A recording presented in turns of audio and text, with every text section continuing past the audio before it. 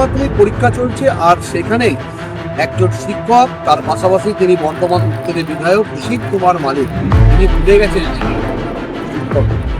এবার তিনি জনসভা করছেন এবং তার যে বিধানসভা, সেই বিধানসভাতে তিনি জনসভা করছেন এবং হাতে মাইক নিয়ে তিনি বলছেন যে পরীক্ষা চলছে, আমরা মাইক ব্যবহার করছি না, অথচ তার হাতে মাইক্রোফোনে তিনি যেখানে ভাষণ দিচ্ছেন এবং কর্মীরা তারা উৎসাহিত হচ্ছেন এবং রাস্তায় লাগানো রয়েছে এবং সেখানে নীরব দর্শক।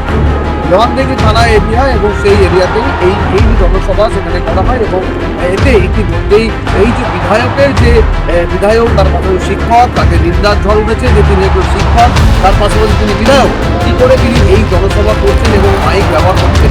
একবারও সাধারণ জনগণ এবং যারা পরীক্ষার্থী তাদের কথা তিনি ভাবছেন না। আপনারা জানেন উচ্চ মাধ্যমিক পরীক্ষা চলছে, মাইক লাগাতে পারিনি।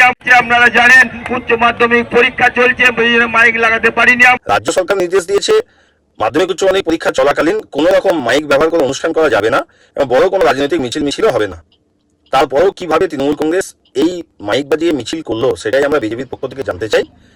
যিনি পেশায় শিক্ষক, 10 বছরের বেশি বিধায়ক আছেন, তার কাছে এই ধরনের ছাত্র বিরোধী, শিক্ষা বিরোধী আচরণ আমরা আশা করি না।